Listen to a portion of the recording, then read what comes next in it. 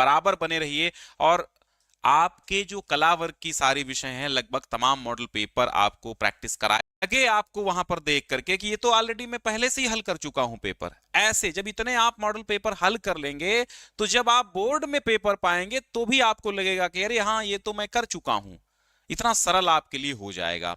ठीक है, तो 2026 का ये मॉडल पेपर है और आइए हम आपको बताते हैं कि इस कॉपी को कैसे लिखना है शिक्षा शास्त्र की। यहां पर आपको पता होगा जो बहुविकल्पी हैं उन्हें तो ज्यादा सोचना नहीं है। बहुविकल्पी तो एक एक ऑप्शन वही उत्तर देना होता है, लेकिन जो अतिलक उत्तरी इसके बाद आते हैं और निश्चित उत्तरीय आते हैं। 2 से 6 निश्चित उत्तरीय होते हैं। निश्चित उत्तरीय प्रश्नों की जो उत्तर होते हैं वो एकदम निश्चित होते हैं, उसमें आप बना करके नहीं लिख सकते हैं, कोई बदलाव करके नहीं लिख सकते हैं, और एक लाइन का उत्तर बहुत ज्यादा होता है। जो अतिलक उत्तरी होते हैं वो 7 से 12 होंगे और इनका उत्तर 25 शब्दों में देना होता है। 25 शब्द मीन्स होता है 3-4 लाइनें बहुत हैं। ठीक है, इसके बाद आता है लघु उत्तरी। 13 से 18 लघु उत्तरी, मतलब लघु उत्तरीयों के उत्तर जो देने हैं वो 50 शब्दों में देने हैं। 50 शब्द का मतलब है कि आपका लगभग एक पेज से आधा पेज, आधे पेज से प्लस होना चाहिए ना। पूरा पेज भर दें तो ज्यादा अच्छा है, लेकिन 50 शब्द आधा पेज ही होगा। ठीक है, और जो विस्तृत उत्तरी होते हैं वो 250 शब्दों में होते हैं, मींस कि 2 से 3 पेज। ठीक है, अब यहां पर आप बात समझिए, ये बहुविकल्पी प्रश्न है। होता है अपव्यय और अवरोधन शिक्षा के किस स्तर की प्रमुख समस्या है। तो जब ये पहले आप सारे के सारे प्रश्नों का उत्तर जान लेंगे फिर आप लिखना प्रारंभ करेंगे, तो पहले नंबर पे आप देखिए कैसे डालेंगे। आपको ये बहुत जरूरी, देखिए बहुविकल्पी प्रश्न कर रहे हैं तो बहुविकल्पी आप यहां पर डालिए। अच्छा, मामला ये है कि एक मोटा सा पेन लेना है, ब्लैक वाला, जिससे आप हेडिंग्स डालें। ठीक है, आप हेडिंग्स जिससे डालें, वो बहुविकल्पी प्रश्न। मेन हेडिंग हमने डाल ली है।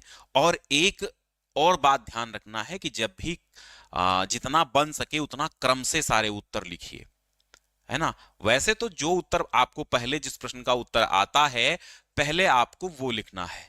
इन केस अगर कोई उत्तर आपको कम आ रहा है तो पहले जो प्रश्नों के उत्तर आपको अच्छे से आते हैं उन प्रश्नों के उत्तर आप पहले लिखिए।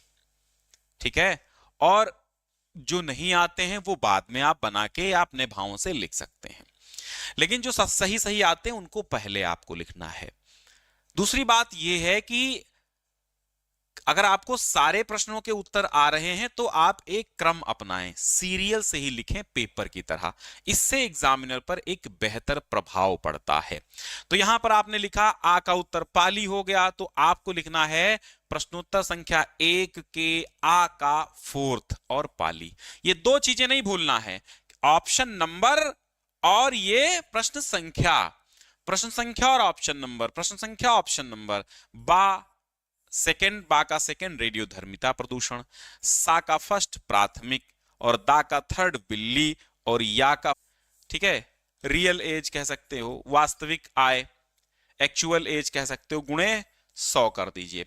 यानी हम कह सकते हैं कि किसी बालक की बुद्धि लब्धि कैसे ज्ञात करेंगे, तो किसी बालक की बुद्धि लब्धि हम ऐसे ही ज्ञात करेंगे। कैसे ज्ञात करेंगे? पहले तो हम मानसिक आयु, मान लो कोई बच्चा 10 वर्ष का है और वो अभी क्लास 5 में पढ़ता है, लेकिन वो 10 वर्ष का बच्चा है लेकिन वो 16 वर्ष की बच्चे की बुद्धि रखता है। यानी 10 वर्ष का बालक है लेकिन उसको ज्ञान 16 वर्ष के बच्चे जितना है, तो हम यहां पर लिखेंगे 16। यानी उसकी मानसिक आयु कितनी है? 16 हो गई। बच्चा कितने वर्ष का है? उसकी रियल एज 10 वर्ष है। ठीक है, मान लो 10 वर्ष का बच्चा है, 16 वर्ष के बच्चे जैसा उसको ज्ञान है, तो उसकी मानसिक आयु 16 वर्ष हो गई। अब इसको हम गुणे 100 कर लेंगे। ठीक है, हाँ, तो 10 दहम 100। अब इसका जो होगा वो 160 बुद्धि लब्धि आती है। यानी बच्चा जो है वो बहुत टैलेंटेड है। बुद्धि लब्धि का भी एक चार्ट होता है कि अगर इसकी बुद्धि लब्धि 100 आती है तो एवरेज बच्चा है, 120 आती है तो और अच्छा है, 150 आती है और अच्छा। ये टैलेंटेड बच्चों में जाता है, मेधावी छात्रों में। तो इस तरह बुद्धि लब्धि का सूत्र मानसिक आयु बटे वास्तविक आयु गुणे 100। वास्तविक आयु और शारीरिक आयु दोनों होता है। अतिलघु उत्तरीय के हमने कहा कि इनके जो प्रश्न देने हैं उत्तर, वो आपको 50 शब्दों में देने हैं। इस तरह आप एक मॉडल पेपर भी हल कर रहे हैं, एक कॉपी लिखने का तरीका भी जान रहे हैं। तो वैदिक काल में एक विद्यार्थी की दिनचर्या क्या होती थी? 4 अंकों में है, 50 शब्दों में लिखना है। वैदिक काल में एक विद्यार्थी की दिनचर्या, तो आप पहले प्रश्नोत्तर संख्या और पहले नंबर पे तो ये डालेंगे कि किस कैटेगरी के आप उत्तर दे रहे हैं। अतिलघु उत्तरीय प्रश्न है, प्रश्नोत्तर संख्या 7 है, और यहां पर एक मेन हेडिंग देखो डालने का सही तरीका।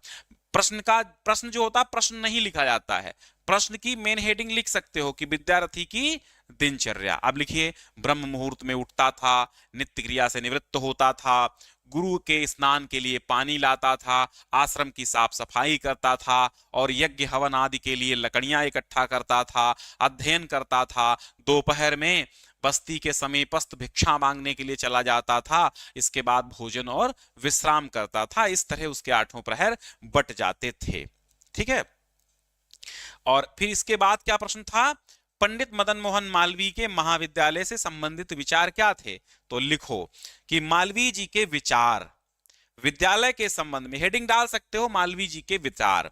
तो मालवीय जी के विद्यालय के संबंध में वैदिक कालीन विचारधारा से मिलते जुलते हैं विचार। उनके अनुसार विद्यालय प्राकृतिक वातावरण से ओतप्रोत होना चाहिए। विद्यालय का वातावरण ऐसा हो जहां शांति हो, पवित्रता हो, प्रकृति की सुरम्यता हो, जिससे हृदय, मन एवं आत्मा को बल मिले, शांति मिले। अगला सवाल है कि आपदा क्या है? देखो, आपदा का अर्थ या आपदा क्या है, यहां हेडिंग डाल दोगे, प्रश्नोत्तर संख्या डालोगे, लिखोगे आपदा का सामान्य अर्थ संकट या विपत्ति है। प्रकृति के द्वारा उत्पन्न आपदा को प्राकृतिक आपदा कहते हैं। आपदा का अंग्रेजी जो अनुवाद है उसको हम डिजास्टर कहते हैं, डिजास्टर या डिजास्टर कहते हैं, जो फ्रेंच भाषा के डिजास्टर शब्द से लिया गया। फ्रेंच भाषा का कौन सा शब्द है? डिजास्ट्रे, डिजास्ट्रे शब्द से बना है, जिसका अर्थ है बुरा या अनिष्टकारी तारा। और वास्तव में आपदा विपदा का ही स्वरूप है, जिसके परिणाम से सामाजिक ढांचा एवं विद्यमान व्यवस्थाएं ध्वस्त हो जाती हैं तथा जन समुदाय, पशुधन, संपत्ति को बहुत ही हानि होती है, बाहरी सहायता की आवश्यकता होती है। अगला सवाल क्या है? सीखने के सूझ अथवा अंतर्दृष्टि के सिद्धांत की संक्षेप में व्याख्या कीजिए। ठीक है, हाँ, तो अब देखो, सूझ या अंतर्दृष्टि का सिद्धांत क्या था? प्रश्नोत्तर संख्या 10। सूझ अंतर्दृष्टि की परिभाषा कोहलर के अनुसार, सूझ एक ऐसी प्रक्रिया है, एक ऐसी प्रतिक्रिया है जो संपूर्ण परिस्थिति के निरीक्षण के फलस्वरूप एकाएक उत्पन्न होती है तथा लक्ष्य प्राप्ति तक अविराम गति से चलती रहती है। क्या? सूझ। ठीक है, किसके अनुसार? कोहलर के अनुसार। कोहलर क्या है? कोहलर जिन्होंने चिंपैंजी यानी बंदरों पर प्रयोग किया था, यानी बंदर को एक पिंजरे में चिंपैंजी को बंद कर दिया था, ऊपर दूर ऊंचे केले टांग दिया था, और फिर कुछ लकड़ी के बॉक्स जिनकी सहायता से व्यक्ति ऊपर जा सकता है वो रख दिए थे, एक छड़ी रख दी थी, तो वो अपना ज्ञान लगा के उसने केले को खा लिया था। यही सूझ, मतलब अचानक, तो ये कहते हैं सूझ एक ऐसी प्रतिक्रिया है जो संपूर्ण परिस्थिति के निरीक्षण के फलस्वरूप एकाएक उत्पन्न होती है।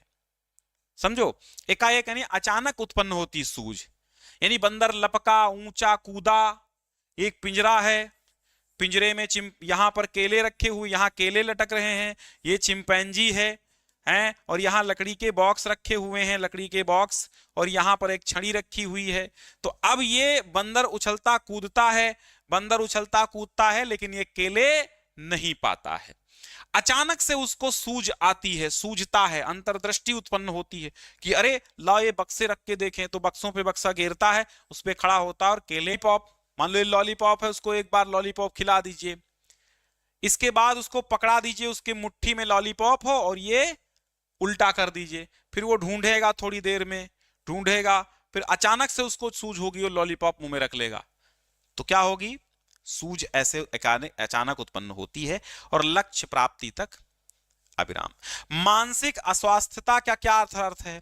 तो मानसिक स्वास्थ्य विज्ञान का अर्थ है मानसिक स्वास्थ्य के नियमों की खोज करना तथा उसको सुरक्षित रखने का उपाय बताना। ठीक है, अब देखो यहां पर मानसिक अस्वास्थ्य के अर्थ को स्पष्ट कीजिए, लेकिन वहां पर उत्तर गलत लिखा है। ठीक है, मानसिक अस्वास्थ्य का मतलब होता, तो इस तरह गलती मत करना कि यहां पूछ रहा है मानसिक अस्वास्थ्य और वहां मानसिक स्वास्थ्य विज्ञान का आपने परिभाषा लिख दी। मानसिक अस्वास्थ्य का अर्थ है कि कोई भी व्यक्ति मानसिक रूप से स्वस्थ न हो, एक सामान्य व्यक्ति की तरह वह बुद्धि उपलब्धि उसके पास न हो। उपलब्धि परीक्षण क्या है? ठीक है, एक उपलब्धि परीक्षण कार्य के एक विशिष्ट क्षेत्र में अपेक्षित निष्पत्ति को मापने का यंत्र या साधन होता है। जैसे आपके प्री बोर्ड होंगे तो वो क्या है? ये उपलब्धि परीक्षण है। आपका बोर्ड एग्जाम है, ये भी क्या है? उपलब्धि परीक्षण है कि आपने 1 साल तक पढ़ाई की है तो क्या उपलब्धि रही, आपने क्या हासिल किया, वही उपलब्धि परीक्षण है। एक उपलब्धि परीक्षण कार्य के एक विशिष्ट क्षेत्र में अपेक्षित निष्पत्ति को मापने का यंत्र साधन होता है। अब लघुत्तरी आएंगे। लघुत्तरी आपको पता है, लघुत्तरी के प्रश्न कितने, हाँ वो 25 शब्दों में, लघुत्तरी के भैया सॉरी, लघुत्तरी के आपको 50 शब्दों में उत्तर देना है, अति लघुत्तरी के 25 शब्दों में देना है। ध्यान दीजिए, मैंने उल्टा बता दिया था। जैसे बौद्धकालीन शिक्षा की विशेषताओं की विवेचना कीजिए। ठीक है, तो अब यहां पर आइए, प्रश्नोत्तर संख्या डाल दिया और कैटेगरी डाल दी कि लघुत्तरी प्रश्न है, प्रश्नोत्तर संख्या 13 है, बौद्धकालीन शिक्षा के गुण। यहां प्रश्न क्या है? विशेषता या फिर गुण, एक ही बात है। 6 नंबर का सवाल है, 50 शब्दों में लिखना है, तो बस एक पेज ले लीजिए, 50 शब्द हो गए, एक पेज बहुत है ना। बाकी आप पूरा लिखना चाहे तो लिख सकते हैं, लेकिन देखना यह होता है कि आगे के जो बड़े बड़े वाले प्रश्न होते हैं वो बड़े वाले जो प्रश्न हैं वो हमें लंबे लिखने होते हैं, तो हमें समय का प्रबंधन करके चलना होता है। टाइम मैनेजमेंट हम करेंगे तभी जा करके अच्छे मार्क्स और सारे क्वेश्चन कर पाएंगे, और जब सारे क्वेश्चन कर पाएंगे तभी अच्छे मार्क्स हम गेन कर पाएंगे, ध्यान रखना। तो बौद्धकालीन शिक्षा के गुण, देखो यहां पर एक पंथ दो काज हो रहे हैं, मैंने पहले ही बताया। कॉपी लिखने का तरीका भी जान रहे हैं और पूरा का पूरा पेपर का सॉल्यूशन भी देख रहे हैं। तो ये मॉडल पेपर का वीडियो भी समझ सकते हो, प्रैक्टिस सेट समझ सकते हो, और कॉपी लिखने का तरीका भी समझ सकते हो। बौद्धकालीन शिक्षा में गुण क्या थे समझो, और दोष क्या थे। सवाल पूछा क्या है? बौद्धकालीन शिक्षा की विशेषताएं, तो विशेषताओं में गुण और दोष दोनों पर चर्चा कर लेंगे। उपस्थित थी, गहरा संबंध था, है ना, जिससे वह शिक्षा शिष्य के अनुकूल प्रदान करते थे कि जैसा बच्चा चाह रहा है, जो उसको नहीं आता है, मान लो वर्णमाला नहीं आती तो वर्णमाला पढ़ा दो, एबीसीडी नहीं आती तो एबीसीडी पढ़ा दो।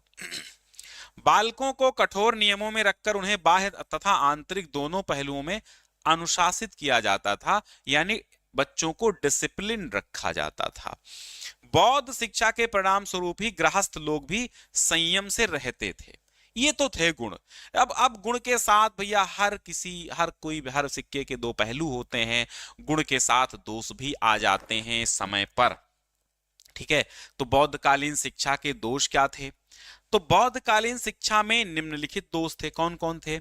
नंबर 1, बौद्धकालीन शिक्षा में भी धर्म का बहुत बोलबाला था, इसलिए भौतिक उन्नति की ओर ध्यान नहीं दिया जाता था। में स्त्रियों को प्रवेश पड़ा, ये दोष थे। इसीलिए धीरे धीरे क्या हुआ? बौद्ध मठों का समापन हो गया। सैनिक शिक्षा की व्यवस्था का तो प्रश्न ही नहीं था बौद्धकालीन शिक्षा में, क्योंकि इस धर्म का मूल मंत्र अहिंसा था, और परिणाम स्वरूप नालंदा जैसा जो विख्यात विश्वविद्यालय हिंसात्मक आक्रमण से नष्ट हो गया। स्त्री शिक्षा का भी प्रचार इसमें था, लेकिन बहुत ज्यादा नहीं था, और जब हुआ तो व्यभिचार के अड्डे बन गए बौद्ध मठ। अब प्रश्नोत्तर संख्या 14 क्या पूछता है? भारत में शैक्षिक स्तर को उन्नत या ऊंचा करने के 6 उपाय बताओ। तो शैक्षिक स्तर को ऊंचा करने के 6 उपाय। जब कभी आपकी कॉपी में 3 लाइनें ऊपर की भरी हों तो आपको सादा पेज नहीं छोड़ना है, इससे पेज आप नष्ट कर रहे हैं। 3 लाइनें भरी तो तमाम पेज पड़ा हुआ, तो आप उस प्रश्न की शुरुआत यहीं पे कर सकते हैं। आधे से ज्यादा में कोई प्रश्न का उत्तर आ रहा है, थोड़ा सा जब 5-6 लाइनें नीचे बच रही हैं तो आप नया प्रश्न नए पेज से ही शुरू करो। यूपीएससी की तैयारी करने के लिए बहुत जरूरी है कि आपको अपना शैक्षिक स्तर को उन्नत करने के 6 उपाय। नंबर 1, समान शिक्षा के अवसर प्रदान करना। देखो जिस तरह यहां पर हेडिंग डाल के बताई, और आर्थिक रूप से कमजोर सभी वर्ग बनाना चाहिए। नमनाली की सफलता उसके शिक्षकों पर निर्भर। आजकल डिजिटल साधन, डिजिटल उपकरणों और विद्यार्थियों की मनोवैज्ञानिक समझ के प्रशिक्षण भी दिए जाने अनिवार्य हैं, क्योंकि आज का